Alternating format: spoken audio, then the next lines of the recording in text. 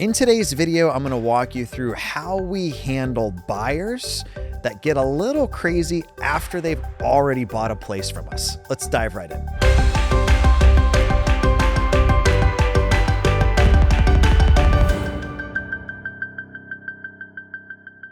I shot an entire deep dive on this deal that if you're watching this on YouTube, I'll link to above. It's a really solid project. We did a massive remodel. We ended up spending like $70,000 fixing this place up. The buyer inspected the house. There was a list of items that they wanted fixed with it. We came to terms on what we were fixing. It included, like, we gave them a new roof, closed, got paid. Awesome. You know, you would think good to go. I feel like often when you watch like YouTubers or people that share like motivation or success content, they only tell you like the good stuff, right? The woman we actually bought this house from, the seller, was a hoarder situation, came back after the fact, saw our remodel, and was just blowing up our phones about how we destroyed the house. We ruined the natural beauty of it. And like, we're like, ma'am, you left like 30 pounds of cat poop in the basement. Like, you don't really get an opinion on what we did with the house at this point, right? So a little bit of drama from the person we bought the house from. We've sold it. It's been a couple months, and we hear through our realtor that the realtor that represented the buyer is now demanding we fix extra stuff. Believe it or not, this actually comes up somewhat often if you're flipping houses or wholesaling, doing any sort of volume. And I think it kind of comes down to the like, they feel like you got paid or they paid you, therefore you owe them. And I want to walk you guys through how we handle kind of these sticky situations that come up. So there's two scenarios I want to walk you through.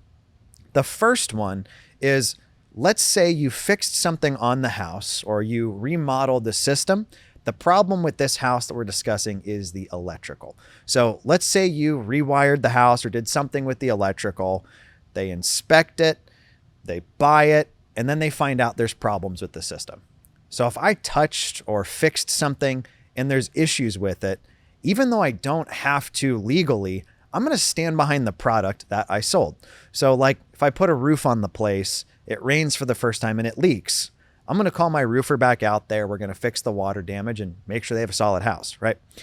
That's just kind of like good business practice. You could be like, no, legally, you know, it's your problem, not mine.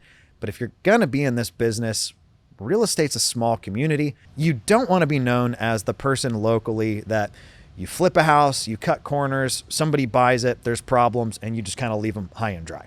So ultimately, if we addressed an issue and there's an issue with our fix, we're going to step up and do the right thing, right? Recently, we had a property that we put a brand new dishwasher in. Person gets in the house, it's like their first night there, they go to wash dishes, and it doesn't work. Power's on, starts, but just like then doesn't do anything. Okay, cool. We're going to just put in a new dishwasher. We could have gone the whole like, oh, well, you have to file a claim through the manufacturer. It's going to take 30, 60, 90 days. Like, guys, if I made $35,000 on a house, what's $400 to throw a new dishwasher in it, right? I can go after it with the manufacturer and try to get a replacement if it's that important to me. The second scenario, which is what we've got here that I want to address, is issues with something that you never touched. This particular buyer got the inspection done, and there were a couple issues on the electrical system that came up. Nothing major, but things like it's an old house, codes have changed, fix a couple things, right? We went back and forth on the list of stuff that they wanted fixed, and the big thing was they wanted a new roof, even though it didn't quite need one. So we went ahead and re-roofed it, fixed some other odds and ends that they had issues with, and we didn't do the electrical stuff. Anytime someone's buying a house, they're going to get an inspection done. The inspector's job is to find anything and everything that could possibly go wrong with the house in order to A, get it all fixed for their client, or B, get their client a better deal. So in this instance, their inspection revealed the electrical issues that they're now upset about. They said, we don't want those fixed if you can do the roof. So we fixed the list of issues. They went and then bought the house, closed on it, moved in, and went and got bids to get other items done that we agreed not to do. One of those was the electrical. Now, right off the bat, we didn't touch the system. So we're not going to fix it because it's not our fault that there's an issue with it. And you knew about it prior to closing, right? If we'd fixed the system and there was a problem with it, well, we'd go ahead and refix the issue, right? The other thing too is when you buy a house through a title company in most states, part of your closing documents, you sign a letter that says effectively you're buying the house as is. You got a home warranty. You didn't get one. In this instance, we actually provided a home warranty, and any other issues, whether you know about them or don't, are not the seller's problems. They're now yours as the new buyer. So the buyer of the new house comes back, is threatening litigation, getting loud, all of that. At the end of the day, what do you do in a situation like this?